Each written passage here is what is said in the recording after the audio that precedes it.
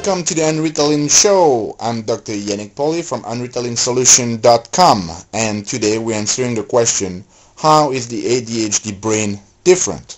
Well, this is quite a complex topic, and there's a lot of research that has shown that there is some differences in the structure, in the function, and in the chemistry of children with ADHD. Now, if you just listen to the medical story, they prescribe drugs that will influence neurotransmitter levels. So it's essentially in medicine you have a genetic problem that gives rise to imbalance in chemicals in the brain. But you have to ask the question, when neurons send information, at the end of a neuron, then you have this chemical neurotransmitter that is produced. But in order for that neurotransmitter to be produced, you have to have an electrical impulse along the nerve.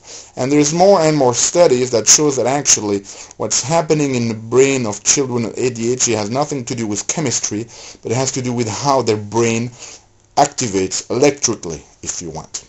So from the unwritten perspective, there's actually three things that happen, and this is definitely supported by science.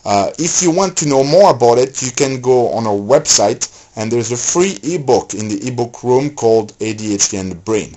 But essentially, there are three things that is happening in children with ADHD. First, they have what we call an hemisphericity, meaning instead of having balance in the activation of their hemisphere between the left and the right, they have a deficiency on one side and the other, and usually it's on the right side, and science has been able to show that. So their right hemisphere is not activating as much as they can. So that is the first thing.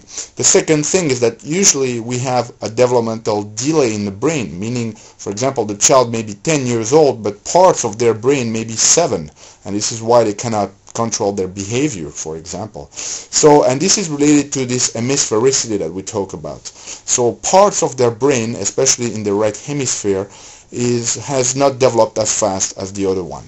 And the third thing is that usually it's a consequence of the first two. Those kids have problem processing information, meaning in sight, in hearing, in touch. Some of those senses are either hyperactive or hypoactive. Now, regardless of those three things that are happening in the brain, the good news is that people who are specially trained, like for example chiropractors trained in functional neurology or chiropractic neurology, can evaluate your child to determine where is the imbalance and can prepare a program to rehab the brain. And this is amazing. This is what we do every day in a clinic, and we get fantastic results with it. Obviously, it's not just chiropractic that can help. There's a lot of other things like neurofeedback, sensory integration approaches.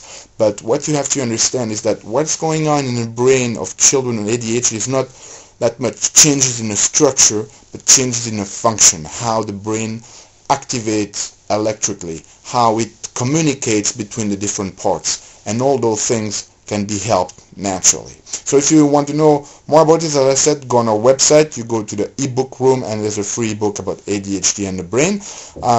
In next episode, we'll look about the alternatives that we have to help children with ADHD. So stay tuned. I shall see you soon.